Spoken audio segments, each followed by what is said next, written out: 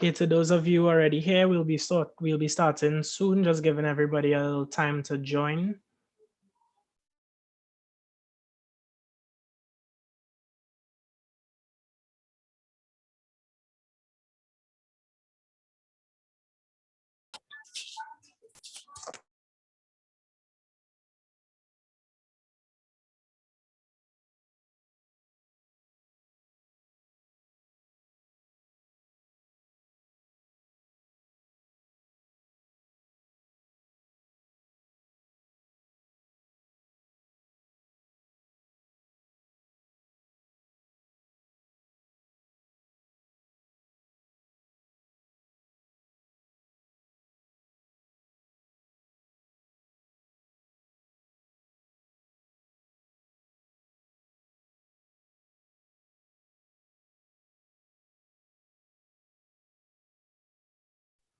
Okay, to everybody just joining, we'll be beginning soon, just giving more participants a bit of time to join. Thank you for coming.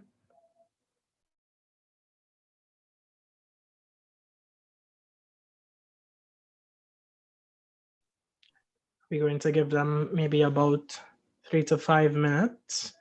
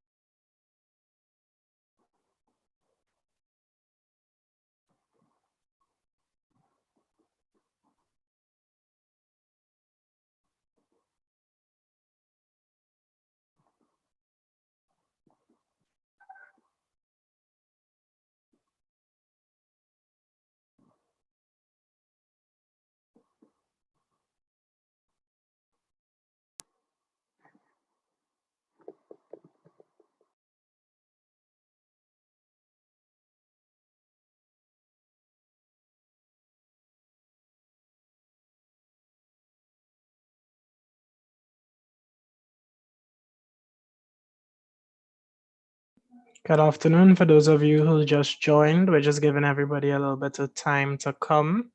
We'll be starting shortly.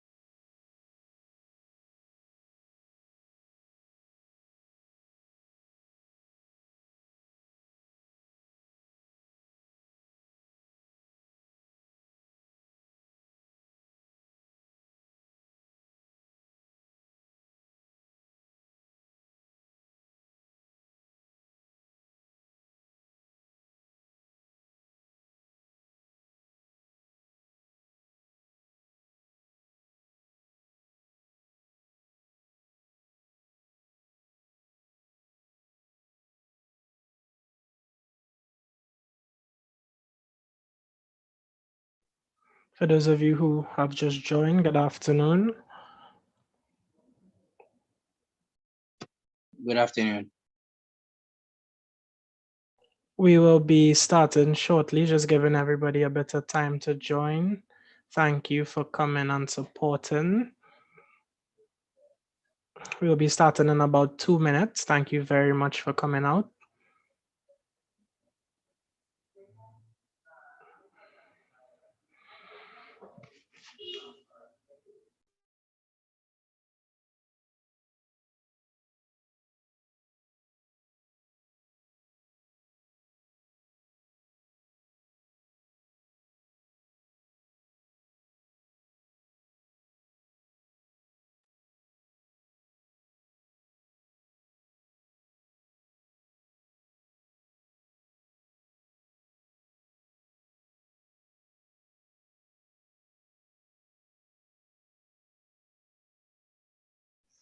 Okay, to those of you who just joined, we'll be starting in about a minute. Thank you for coming.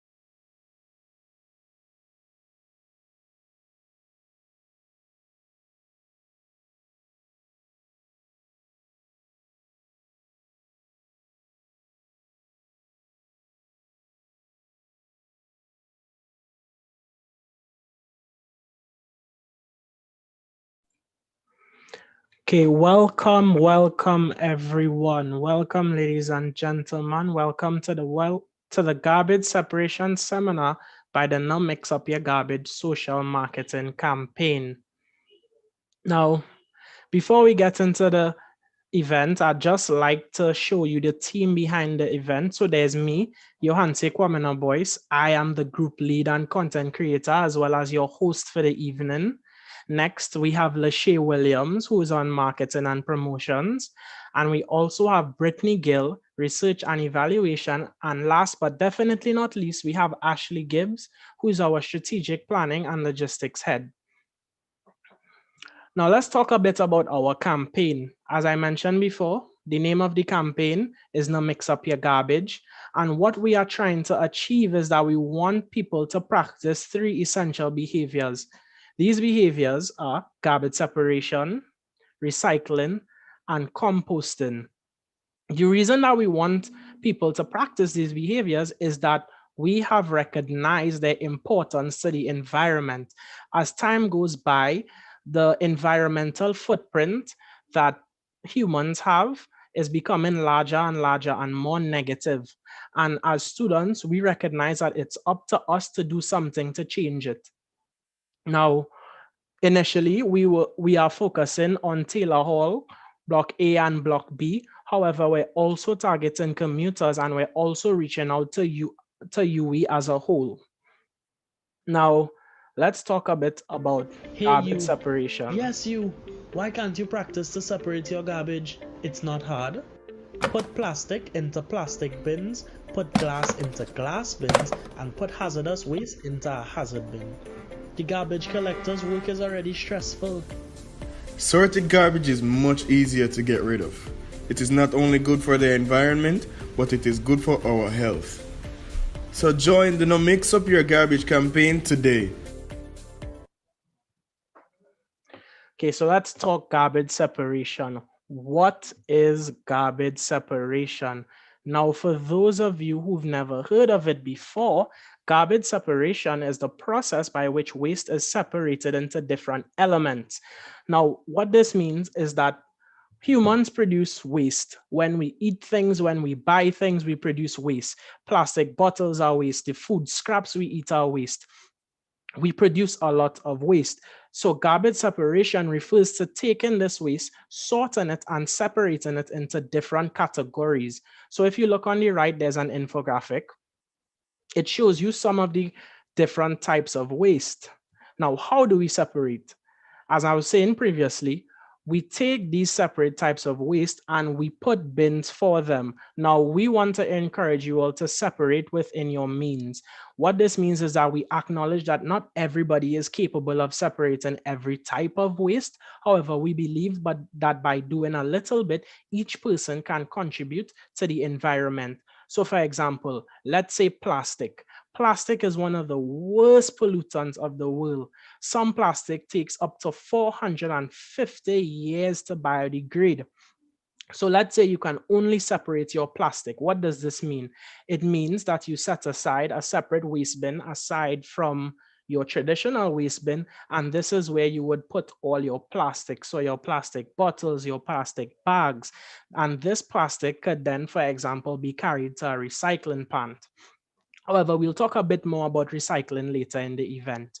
Now, why separate? Well, primarily for me, the biggest reason to separate, well, actually not the largest reason, let's call this a selfish reason, is that we can save money. Now you might be thinking, how can separation save me money? Well, separation allows us to see what garbage we can reuse. So for example, let's say a plastic bottle, not a single-use plastic bottle, but there are multiple-use plastics and some are single-use. So let's say a multiple-use plastic bottle. You buy a bottle of water and you drink it. And when you're done, traditionally, you throw it away. However, what we want to show is that this can be repurposed.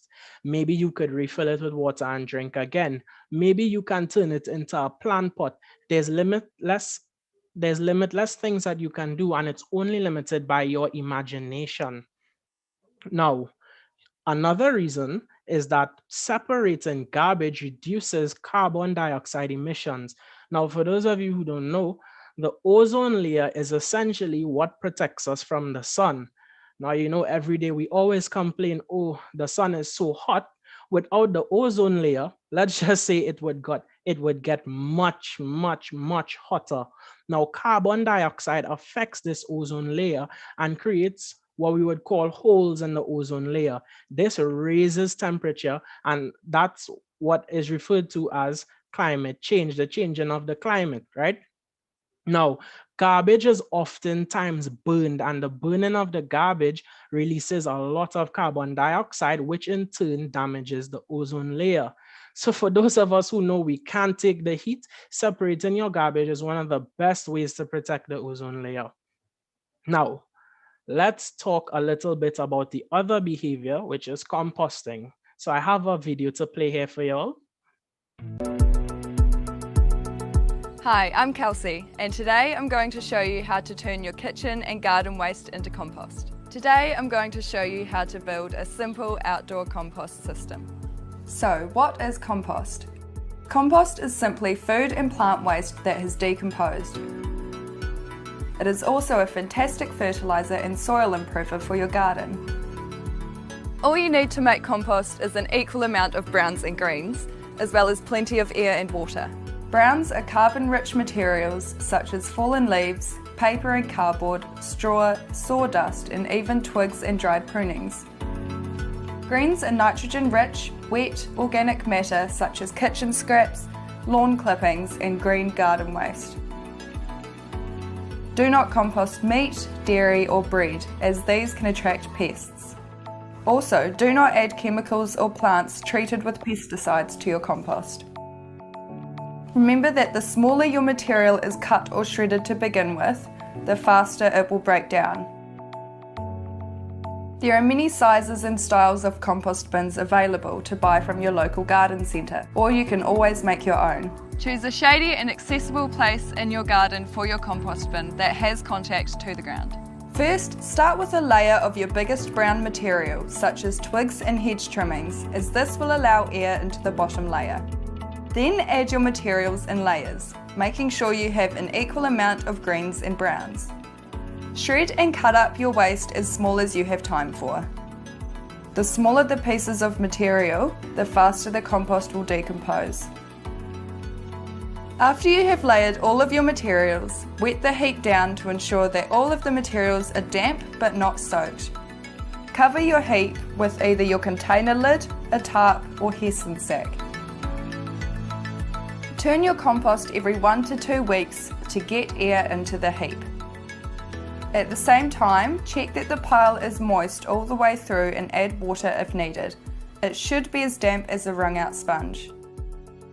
If you want to add more kitchen scraps, add at the time that you turn the compost and add to the centre. To maintain the ratio of browns and greens, it helps to keep a pile of brown waste next to your compost to add in equal amounts to your scraps.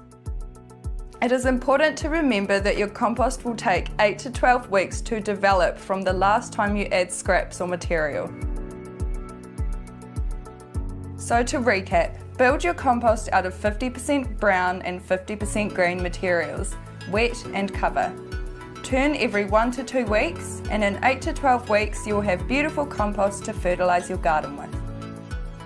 It's easy as that. Happy composting. Okay, now why compost? Now, that video was just to illustrate how easy it is to compost, but I'm going to break it down even simpler. So, if you looked at the video, the person built a whole setup. You don't even need to do any of that. You could compost in a bucket. You can compost within your means. Now, why compost? Let's say, okay, reducing waste. Food waste makes up a large percentage of what we throw away. Just think about it. Every time you eat, there's always something left over. And what I like to say is one man's trash is another man's treasure. Now, compost. Compost is often referred to by persons as black gold. Now, why is it called that? It's because it's so nutrient rich that farmers and the food industry, they essentially run it down. So, one great reason to compost is that it can make you and save you money. Now, how can it make you money? Composting is an industry in the Caribbean that needs to be filled. So, some persons have been learning how to compost, packaging said compost, and then selling it off. And because it's so easy, it's something that anybody can do. Finally, it's very, very beneficial to the earth. If you compost and you bury it in your backyard or you bury it in a field, the grass and the ground there will become healthier than it ever has been before. Now, before we get into our first speaker for the day, I would just like to show y'all one moment.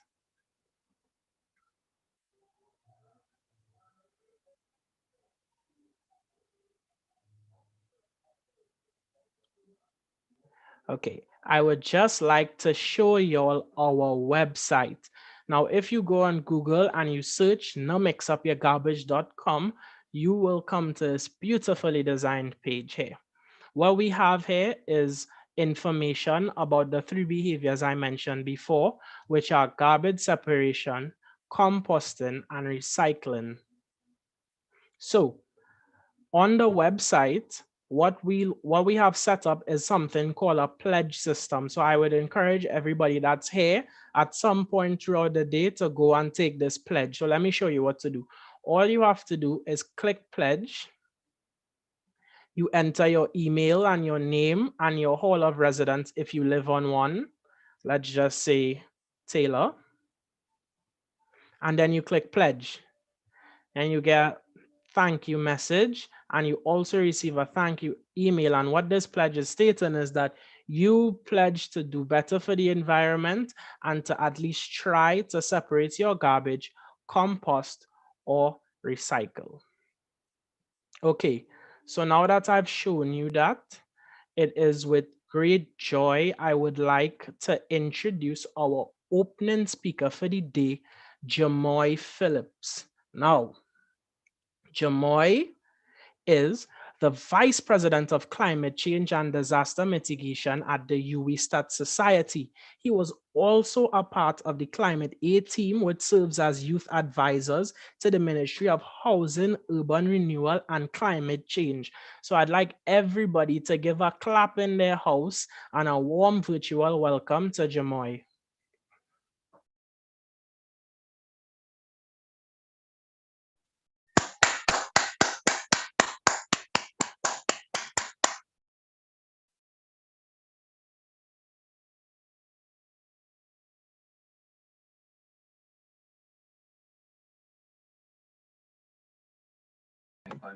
All right, good afternoon, guys. My name is Jamoy Phillips, as you would have heard. Is it possible for me to share screen? Because I have a PowerPoint presentation that I would like to share. Yeah, it should be on the bottom next to participants and chat. You should see a green arrow that says share your screen. It said host, disable participant screen sharing. Okay, one moment. Okay.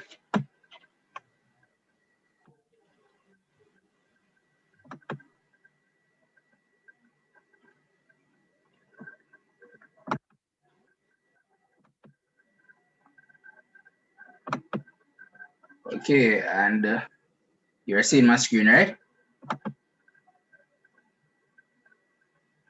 Are you seeing my screen? Yes. Yeah, we can see your screen now. Proper waste disposal. All right, good.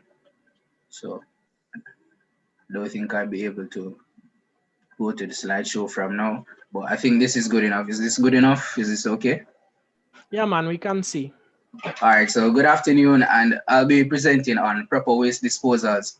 The slide is a little bit over the time that I've been given to present, but I'll try my best not to reiterate what would have been presented, which was a wonderful presentation and precursor to the conversation that we are about to have. So a question that many persons tend to overlook and not to understand is, what is waste management? So waste management or waste disposal includes the activities and actions required to manage waste from its inception to its final disposal. This includes the collection, transportation, treatment, and disposal of waste, together with monitoring and regulation rather, of the waste management process. So waste can be either solid, liquid, or gas, and each type have different methods of disposal and management. Waste management deals with types of waste, including industrial, biological, and household. So for this purpose, for our purpose, we'll mainly be looking on the household purposes and solid waste for the most part. But it's important to note that we also have liquid waste and gas waste, which should also be disposed of properly.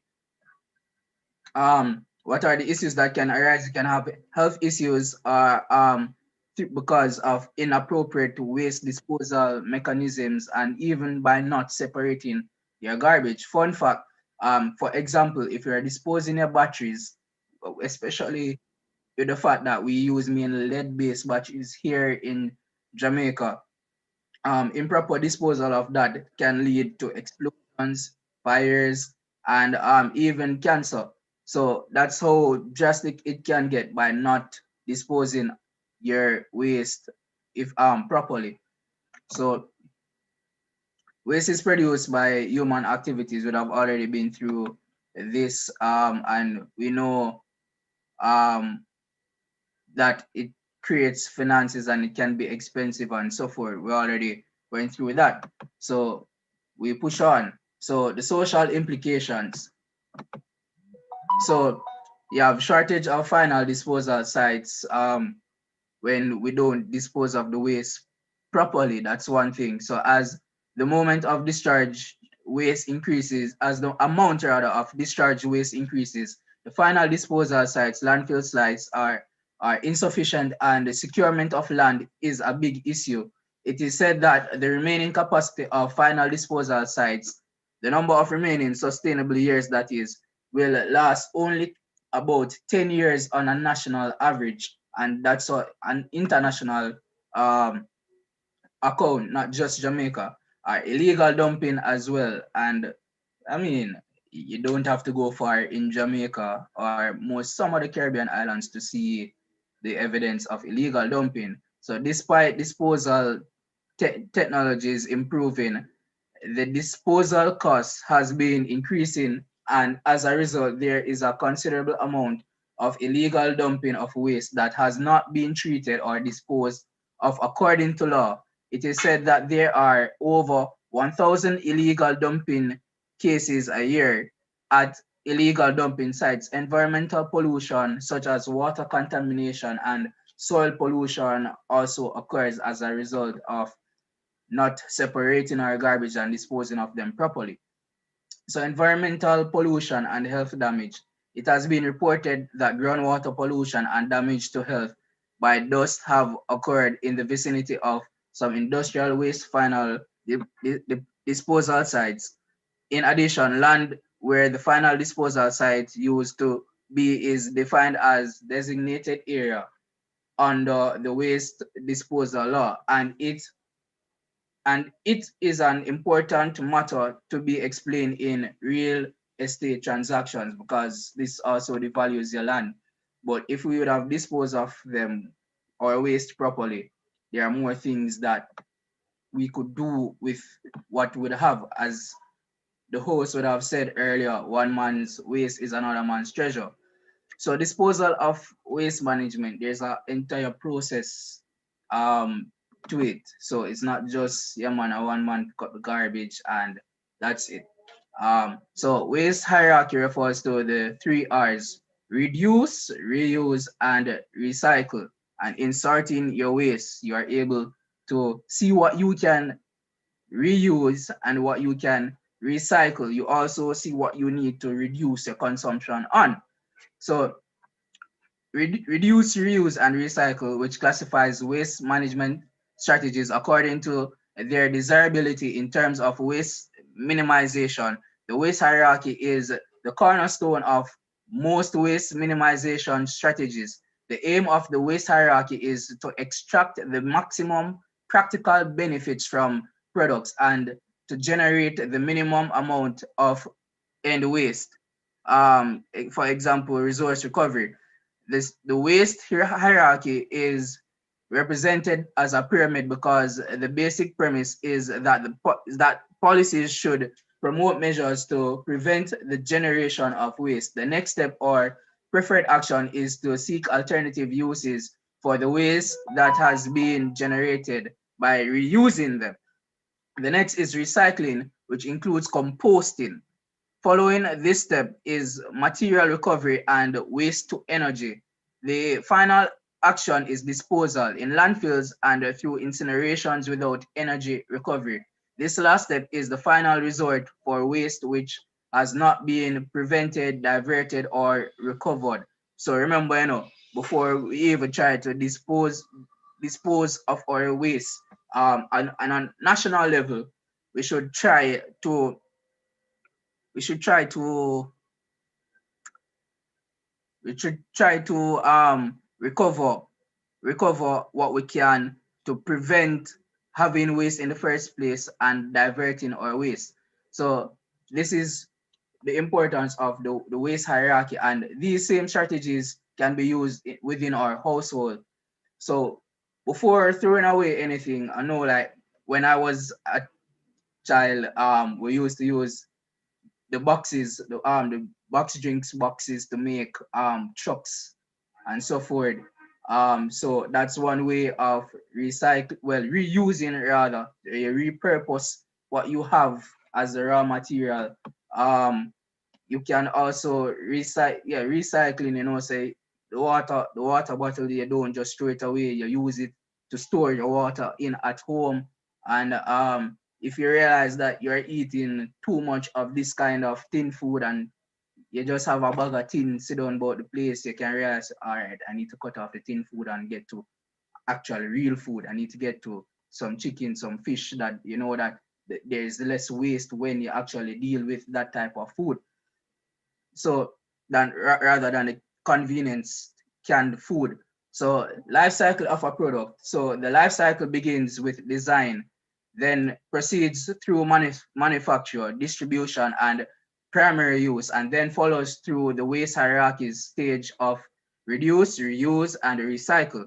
Each stage in the life cycle offers opportunities for policy intervention to rethink the need for the product, to redesign, to minimize waste potential, to extend its use. So a part of the separation of garbages, it shows you what can be reused, and that will also extend the use, which will lead to less waste being manufactured and less chances of less contributions rather to the whole issue of global warming.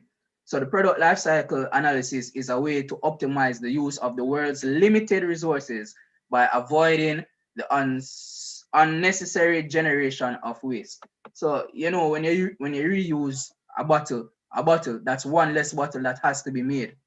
So resource efficiency reflects the understanding that global economic growth and development cannot be sustained at current production and consumption patterns. Globally, humanity extracts more resources to produce goods than the planet can replenish. Let me go over that. Global humanity extracts more resources to produce goods than the planet can replenish. Resource efficiency is the reduction of the environmental impact from the production and the consumption of these goods, from final raw material extraction to the last use and disposal, which is why it's important for us to separate and assess what can be reused. So when you separate the garbage, is your garbage. You have your plastics different from your metals, different from your biological waste.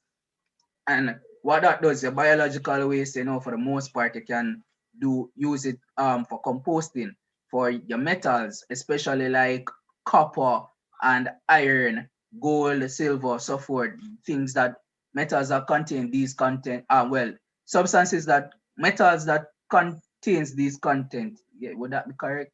Yes, technically it would. So metals that contain these contents could be reused in different purpose by heating the metal, breaking it down to its simplest form and reusing it, which means that you don't have to go back and extract the mineral from the earth because it's already there. So you'll be reusing it and repurposing it. Your bottles, that can also be repurposed as well and also recycled. So I mean, you have having to extract less of the limited resources and maximizing on those that are already extracted. So have I resource efficiency? That's what I've just went through. So waste handling and transportation. So waste collection methods vary widely among different countries and regions. Domestic waste collection services are often provided by local government authorities or by private companies for industrial and commercial waste. Some areas, especially those in less developed countries, do not have formal waste collection systems. Well, for Jamaica, we're slightly off this spectrum. We do have a formal waste collection system. However, it's not efficient simply because we do not use the triple R. We do not separate our garbages and our garbage, and that's a sore issue, and that's a sore issue because when, as I said before, when you have person disposing batteries where there are flammable materials being disposed as well, such as your bottles and so forth. Your aerosol sprays, you think you finish it, but it's not really finished. And then all of this come one place, you're going to have a fire. And that leads to more waste and a greater contribution to the whole issue of climate change and global warming. So segregation of waste is often cheaper to dispose of because it does not require as much manual sorting as mixed waste. So when we actually send it unsorted, we're providing more jobs, which is arguably a reason for not dividing it. However, it would be more environmentally friendly if we actually divided it. Also, we could create more jobs by dividing them as well, because when you segregate them, persons who could use the bottles would just come and collect the bottles. Person who would want the metals would come and collect the metals. Persons who would want the biological waste could come and collect the biological waste, and the other forms of garbage could simply be sent to the dump. So either way you take it, there is an opportunity for more business and more earnings. So I mean, you know how most governments are one-sided in thinking; they're always right. But so there are several important reasons why waste segregation is important, such as legal obligations, cost saving, and protection of human health and the environment. Institutions should make it as easy as possible for their staff to correctly segregate their waste. This can include labeling, making sure there are enough accessible bins, and clearly indicating why segregation is so important. Labeling is especially important when dealing with nuclear waste due to how much harm to human health the excess products of the nuclear cycle can cause. So recommended color codings for the containers would be yellow for infectious waste. You normally see this at your hospital.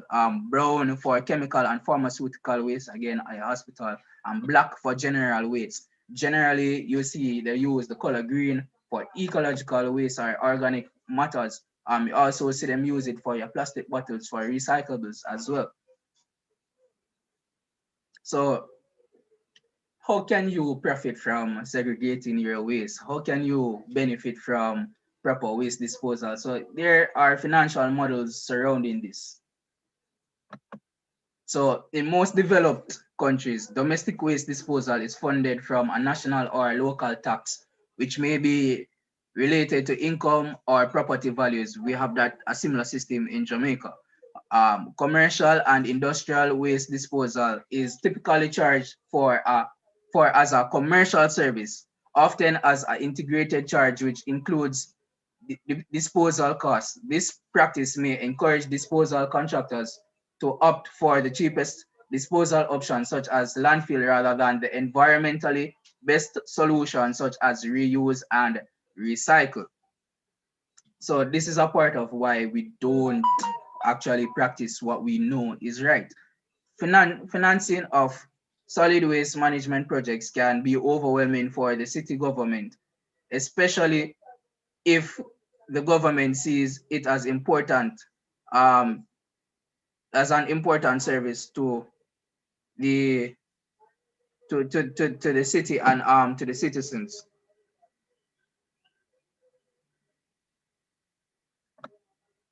So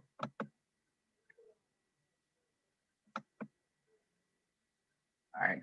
So you can see where proper disposal can generate finances. So and the conversion and reuse of these things of our waste would actually generate a more sustainable environment, can provide a stronger economy for us as it would provide more jobs and so forth and so on. So as I wrap up right now, as yeah, area is 10 more slides and we don't have the time for that today. So if you'd like me to send him my PowerPoint, I can. And just remember to always try to produce try to practice these best practices, because it's not just for now, it's more of a sustainable development and sustainable disposal and sustainable use of resources. So yeah, just do what's best for you and your family, which is to use or which is to segregate your waste and recycle. Thank you very much. Thank you very much, Jamoy, for that wonderful and informative presentation. You know, something you said there really stood out to me when you were talking about illegal dumping and how prevalent illegal dumping is in Jamaica, and not just Jamaica, but in the Caribbean as a wider. And some people don't even realize, for example, leaving all that rubbish in their community and area, how it devalues the property and is not just an effect on the environment, but also on our health and to a certain extent, our economics. And a lot of people don't realize that. That's Okay, true. so now we have an infomercial from the Planet Zero Waste campaign. So I'd like to invite them and give them a warm welcome to display it.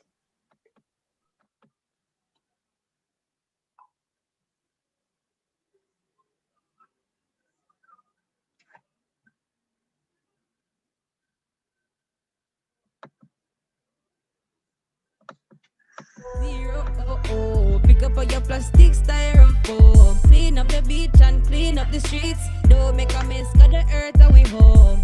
Yo, zero, oh, oh. Welcome to Forza Verde Magazine, the Planet Zero Waste Edition. Dear Mother Earth, we know that you're upset with us for having neglected you. Many of your children are relentless in hurting you, but we hope that this can Okay, be we the seem to be start having of some technical being right difficulties, so again. I'd like to invite Mother anybody Earth from the audience to ask is any the questions don't that you all might die. have had after that presentation. There, what's going on with the internet, man? Jimmy, I'm not sure if you know, but you're not muted as yet. I'm not sure if it's on purpose, so you're trying to play the video. It's not on purpose. My device acting up. Okay, let's try to see if we can rectify the situation. Okay. I think the host should be able to unshare him.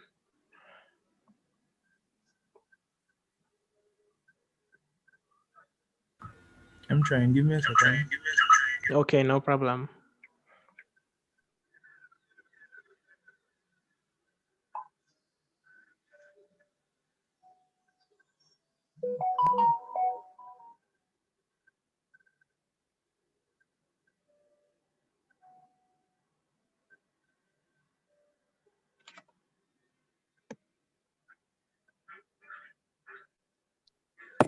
I have a question. Mhm. All right. How can we help stop the effects of garbage pollution and climate change?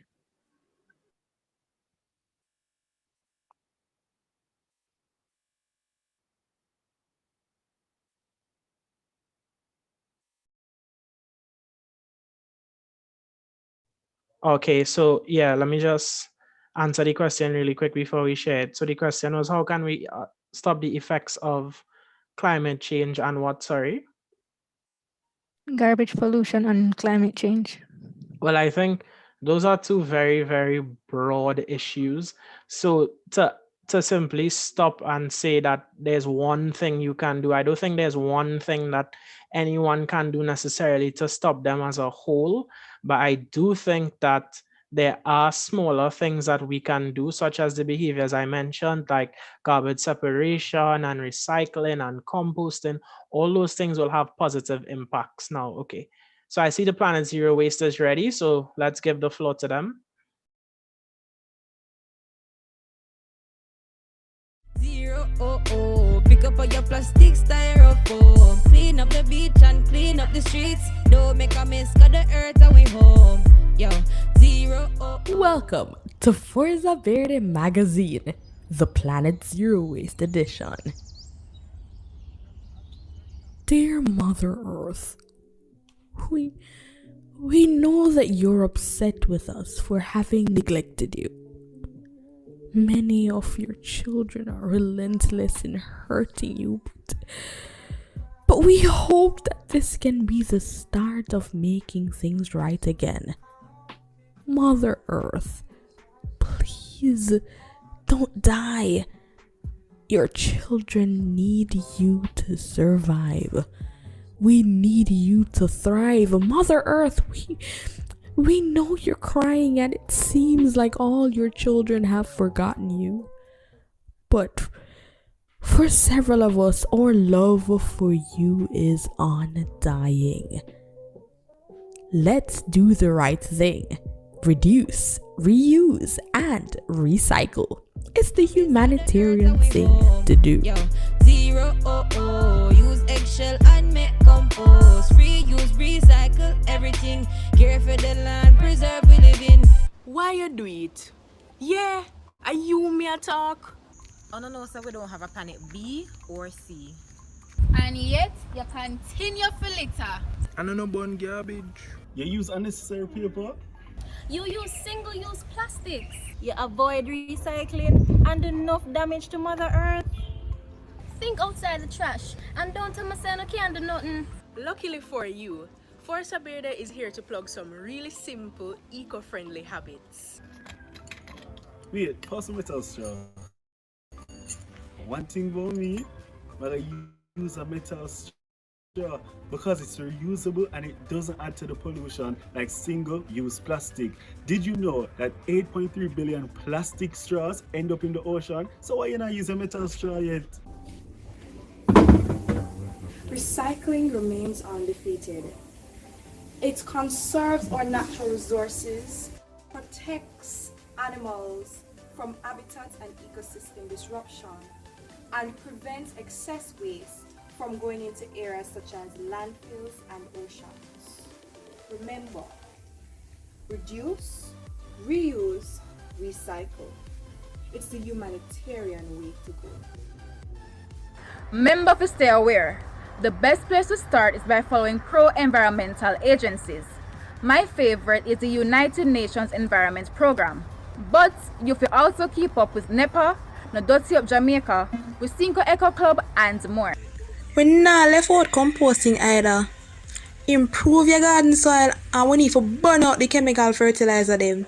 Not only that, but remember say reduce pollutants from getting into your water supplies, like the river or the sea.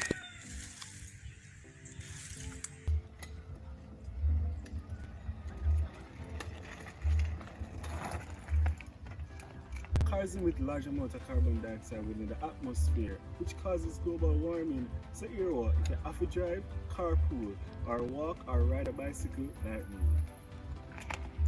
Same so. Nobody can make me feel bad about reusing my items. Only make case and put the earth first. Bad to bad. Who needs a savings pan when you can reuse a bottle? Simple thing, one cut and drop in your money.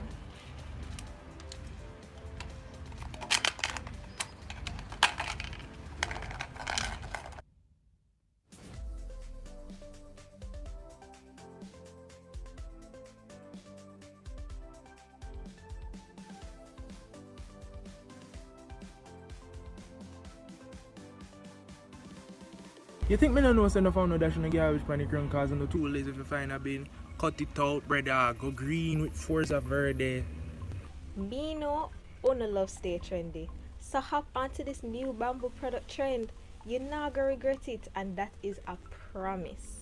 Hot girl shop with reusable bag. Me no know a plastic bag we are going in the first place. Plus, remember the dolphins, the crocodiles, and the poor turtles. In case you never know, plastic bag look like jellyfish, and turtles eat those.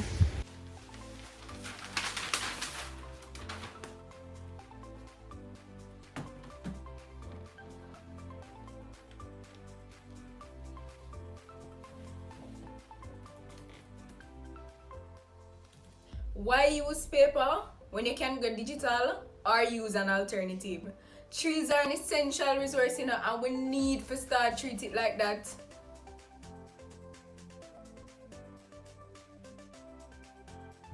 Let's all play our part.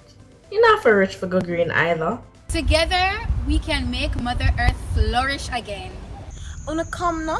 Me tired to see Mother Earth pop down so. No more excuses. Action we deal with. We have to work together. Una must say it for hear this, but remember say every mickle make a muckle. There's no planet B or C. Think outside the trash. Remember, reduce, reuse, and recycle. It's a humanitarian thing to preserve we live in. Do what you know is right. The earth is precious life.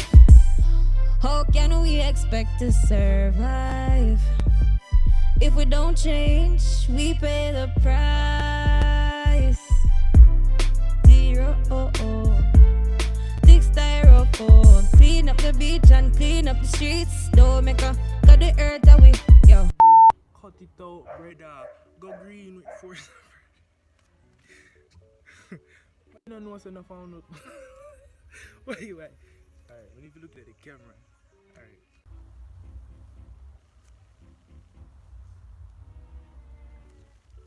You feel cool. Yeah, you know, it's not cool to litter, you know? It's not cool. It destroys the environment, sirs. Okay, thank you very much, Planet Zero Waste campaign, for that quite funny infomercial, but also very informative. For those of you who are not yet following them on Instagram, I think their name is Planet Zero Waste campaign. Somebody could link it in the chat so that you'll have the exact link. Okay, moving on. It is with great joy that I introduced our next guest speaker, Nalina Sukhlal. Now, Sukhlal. She's the General Manager of Recycling Partners of Jamaica.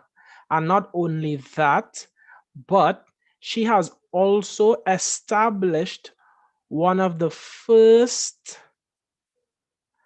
solid plastic waste facilities in the Caribbean. Sorry, the first ever beverage container recycling facility in the English-speaking Caribbean, which is a great, great, great accomplishment. So again, it is with great joy that I introduce Miss Nalini Sukhlal. Hi, thank you, Johansi, and good afternoon, everyone. It is great to see all 34 of you guys spending your afternoon talking about ways to save and protect the environment. I'm going to ask for a quick share screen, if possible, and I'm going to... Sorry, go ahead. I was saying yes, no problem. Thank you, Johansi. Well, I'll wait on that and then get started. And as I wait, many congratulations to the team who just presented the Planet Zero video. You know, lots of creativity, good information, good messaging, and so relatable. Okay, one moment. We're just making you a co-host, I believe. Get somebody who's hosting, make a co-host so that she can share her screen.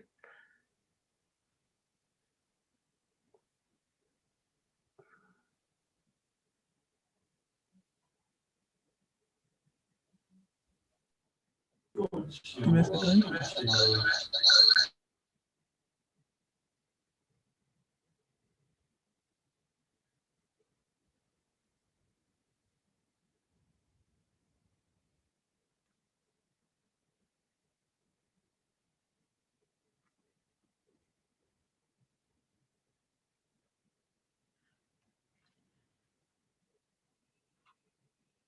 Just confirming that you can see my screen now.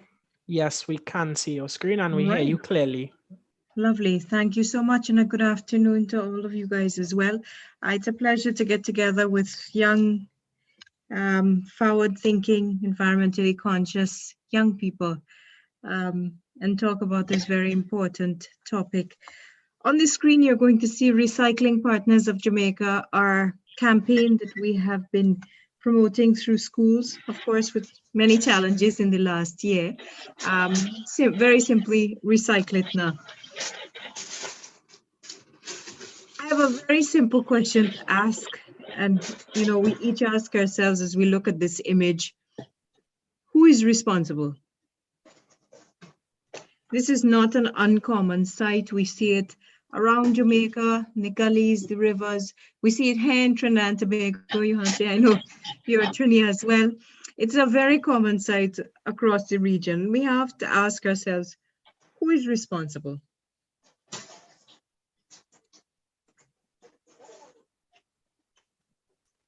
You don't have to give me an answer. You just have to think about it. And the other question that you have to ask yourselves is, am I a stakeholder in the plastic waste management process? And to which category do I belong? Where in the value chain? And I know our previous speaker spoke about a circular economy. I'm just going to touch on it before I get a little bit more into recycling. This is just a general stakeholder map of all the persons and categories and organizations that are involved in the plastic life cycle.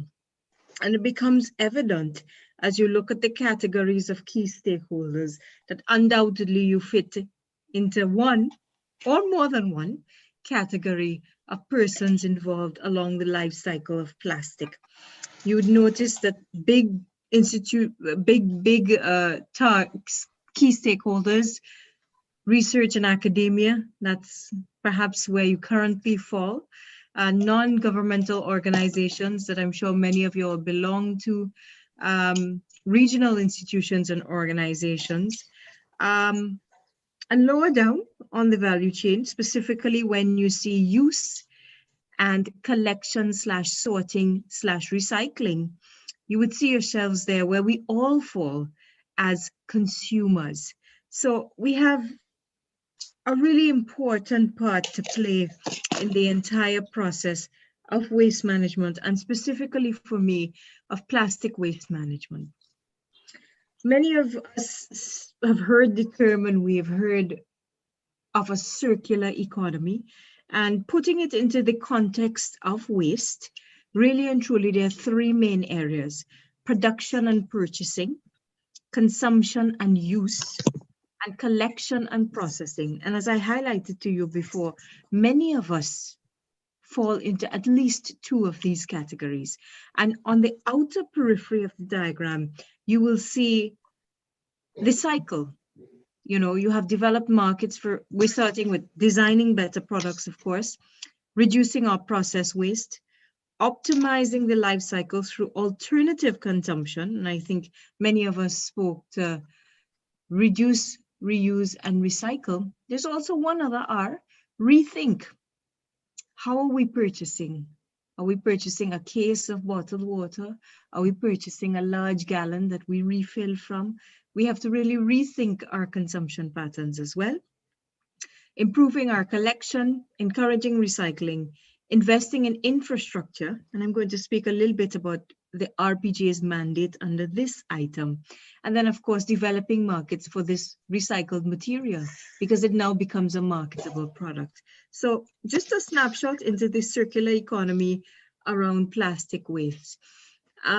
It offers a promising vision, ideally, for stemming the tide of plastic waste. But as mentioned before, developing and maintaining and sustaining a closed loop system requires greater cooperation from all key actors in the value chain.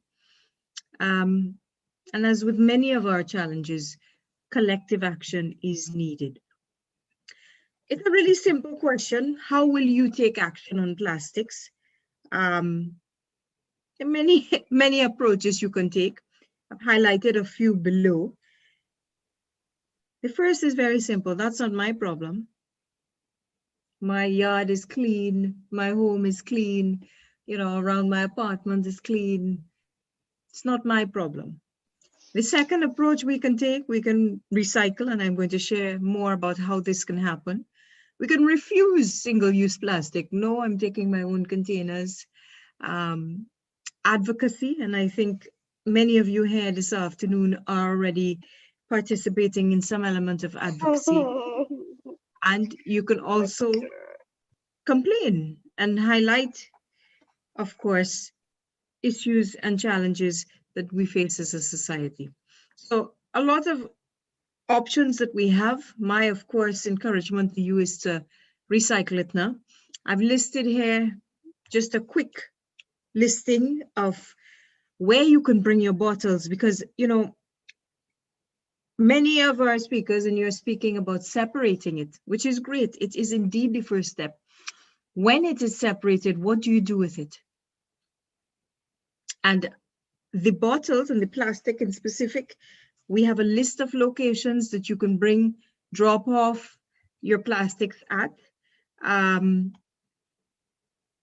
you can find these on our website, Recycling JA. You can check any of our social media platforms, Twitter, Instagram, and as I said, our website. I want to give you a little bit of detail. I think you've asked for it. How do you get started with recycling? You know, what do you really do? You've understood, of course, that you're separating.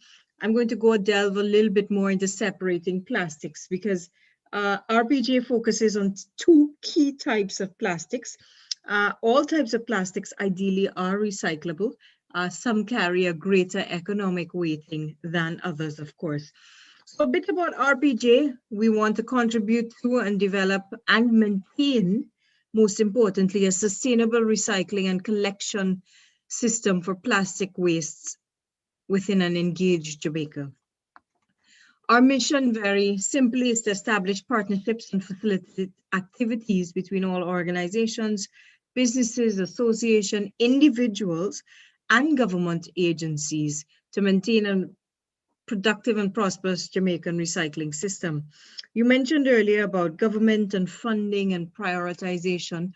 The RPJ is ideally what we call an extended producer organization, meaning that we are funded by the bottlers and manufacturers who generate plastic waste in Jamaica specifically. So a lot of the larger corporations that are bottlers and manufacturers provide funding to the RPJ to build infrastructure and support the transportation, collection, sorting, baling of plastic wastes in Jamaica. I would share a quick note. For 2019, we collected about 1.6 million pounds of plastic. If you want an average, that's about 20 bottles per pound, roughly. So you're looking at about 32 million plastic bottles that were collected. And it sounds like a great amount, but I would share with you that over 800 million bottles are produced and sold in Jamaica on an annual basis. So while we can, certainly feel proud of that number that we have collected, there are a lot more, and therefore we need, all of the support and all of the institutions in a truly engaged way. Recycling partners, of course, there are many benefits of recycling. I think we touched on a few of those. We're reducing the amount of plastic going into your landfill, into the environment, into the oceans. We're protecting the wildlife ecosystems. We're conserving natural resources, saving energy. The last point is most crucial, I think, because it determines how people participate. It can provide a source of income through job creation. I know Johansi mentioned when we examine our patterns, we can save money. I'm here to tell you, you can make money through recycling. Recycling partners really recently partnered with the UE IDGS department and Mona Social Services to launch community recycling projects. The reality is that at present, we pay between 12 to 15 Jamaican dollars per pound of plastic, meaning that as a recycler, you can register for a LASCO card with us, and this information is on our website. And for every pound of plastic you collect, you can be paid for it. So not only are you helping the environment, not only are you benefiting the environment, your immediate environment, the larger environment, your pocket is going to benefit as well. I have to iterate, however, that not all the recyclable materials, and we identified quite a range, are accepted by RPJ. We currently accept PET and HDPE plastics. I'm going to tell you what types they are. If you look on any plastic container, and now, we think plastic is just what you drink, what's in your kitchen. It's much broader than that. Look at your hand sanitizer bottle right now. Look at your shampoo bottle, your face wash, your laundry detergent, and identify every plastic container. The bottom of it would have a number. And the number tells you what type of plastic it is. At RPJ, we currently collect and recycle PET and HDPE, or 1 and 2. So when you're sorting your plastics to drop off at the RPJ, ideally, we are looking at PET 1 and 2. So it's PET and HDPE. So you may have to do a little bit of knowledge around your homes in terms of what you consume. This is an easy way to verify what type of plastics. These are some visual examples of the PET. It's one of the most popular types of plastic that's utilized, and it's widely utilized. It's, of course, mainly used in plastic bottles for liquid or beverage consumption. Many disposable plastic containers. It can be clear, but it can also be colored to match any color. So in Jamaica, we're seeing a lot of dark blue, black, recently gold, and a wide range of colors, but they're all PET.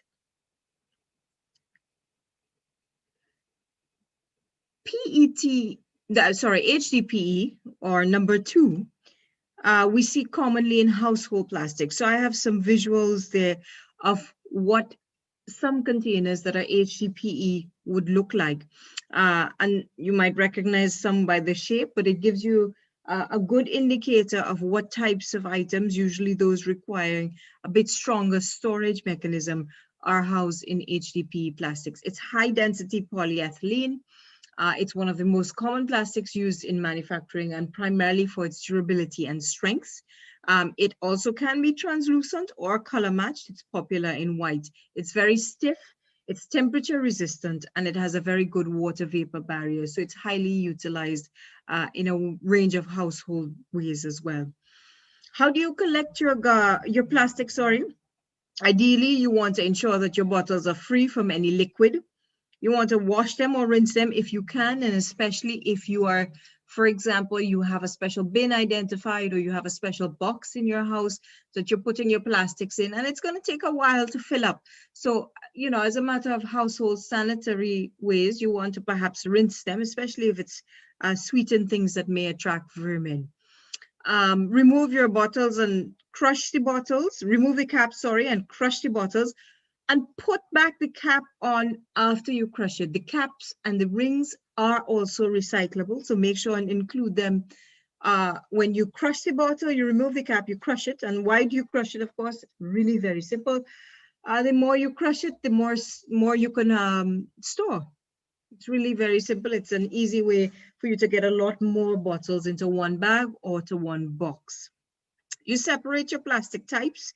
You can separate it into PET, of course, and HDPE by looking into the bottom of the bottles or containers. If you really want to help us, you can separate it by the plastics by color as well, but we do that at our depots. A little bit into the recycling process. Business and home consumption, that's where you are. You can pick up or drop off at our depots that we pick up in certain cases where there are larger amounts. You can drop off alternatively at several locations, and we plan to increase these locations. It is brought to a warehouse or a depot, as we call it. They are inspected and sorted, and we sort it into many different categories, of course. First, PET and HDPE, if they're commingled. Then we also sort by color. So we have 4 main categories right now. That's clear, dark blue or black, light blue, and green. And those are the main colors that the PET, is sorted into.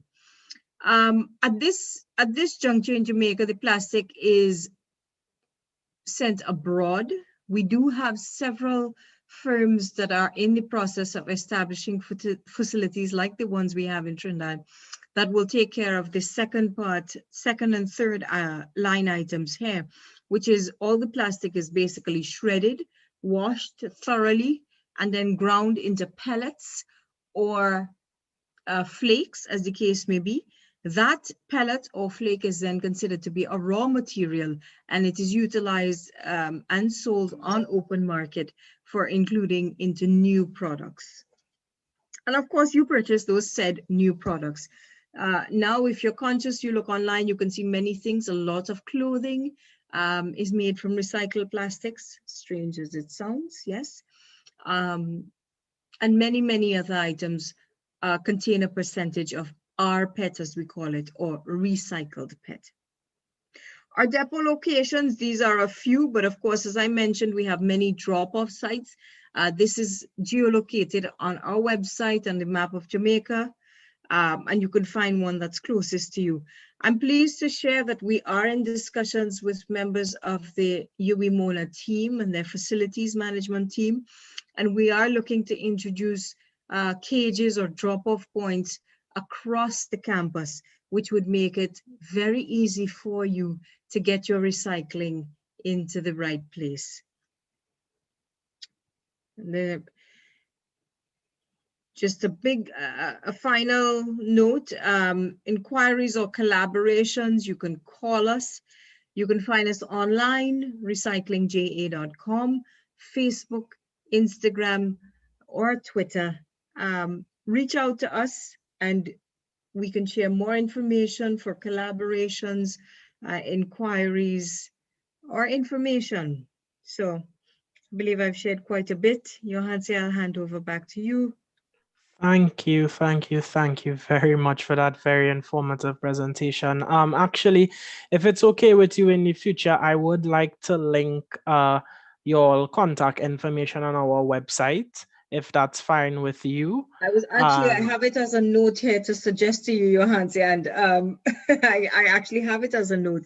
If you are able to, please link our website through yours. I think it will be just a seamless and natural collaborative. Yeah, so we will. So we will reach out to you for any information that we might not have noted. In the interest of time, we're going to move right into the next segment. If anybody has any questions, you can DM us on Instagram or contact us through the website. However, we're going to move on now in the interest of time. So now is our question and answers and giveaway segment. So I hope you all were listening because you now have the chance to win some prizes. Okay, so let me just pull up the questions. So basically what I'm going to do is I'm going to ask the question, and whoever answers the question first, each question, will win the prize. Somebody from our team will direct message you on somebody from our team will direct message you on Zoom. And yes, I just seen in the chat here, somebody asked the question if COVID-19 affects recycling in terms of bottle collection. It has, Johansi. I mean, we have seen a bit of a decline in the numbers that we have been collecting. I think COVID-19 has affected everything, all aspects of our lives, the way we operate. One key example, that I would share is that schools are closed. And we had previously collected from 250 schools across Jamaica. You would imagine that's quite a bit of consumption. And we would have collected through schools, and the schools are an anchor point for many communities. So what we're trying to do, how we're trying to recover, is by using the schools as drop-off points for their communities and transforming them while we await the next steps. So we have been affected, of course, but we are back into full operations and we are in expansion mode. So hopefully this year is our year. Okay. So giveaways and question segment. So I'm only going to ask 2 questions, okay? So my first question to all of you, and again, let me just repeat, you could answer in chat. Whoever answers first will be direct messaged by somebody from our team and win the prize. Name one way, that garbage separation can help to preserve the environment. First person to answer gets the prize. We're going to give about 2 minutes for answers. It doesn't have to be a very complicated answer.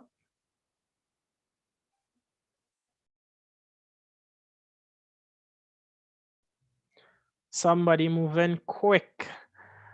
T. Darius, ozone layer depletion prevention. That is a great answer.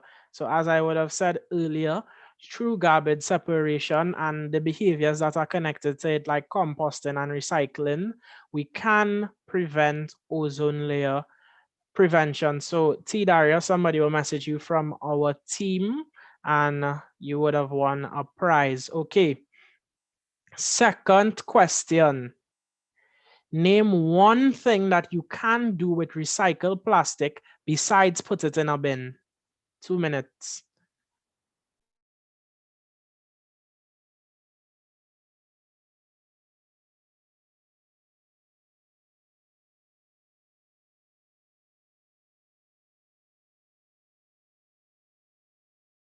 Another swift answer. However, Ashley Thompson was a bit faster than Patrice Clayton. So they said make plant pots. And again, a very good answer. As I was saying earlier, plastic can be repurposed into different things. The answers are rolling in.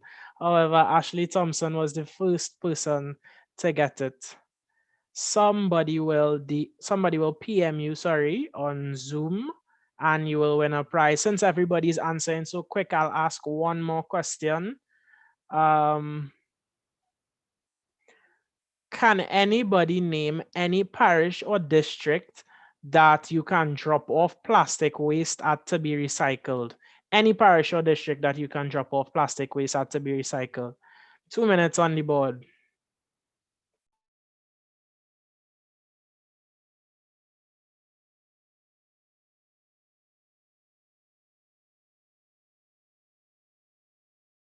Another swift answer by Davia Hilton. Sorry if I mispronounce your name. But she said, ooh, a little bit slower. So Davia Hilton, somebody will PM you. That was a good answer. Okay, so in the event that somebody doesn't reach out to you, you could feel free to DM us on Instagram, but somebody should PM you on Zoom. So at this time I would like to indicate to our survey. Somebody from our campaign is going to link it in the chat. Could somebody link our survey? We'd really like it if you all could fill it out. It's really quick, only a few questions. This is just to help us know how the event was and if it has increased your knowledge and that kind of stuff, because information is very, very, very important. So it was just linked there by Ashley Gibbs and Brittany Gill. Both of them are the same survey. So I'd like if y'all could fill it out really quickly. And while y'all are filling it out, I would just like to thank everybody from the bottom of my heart for coming out and supporting.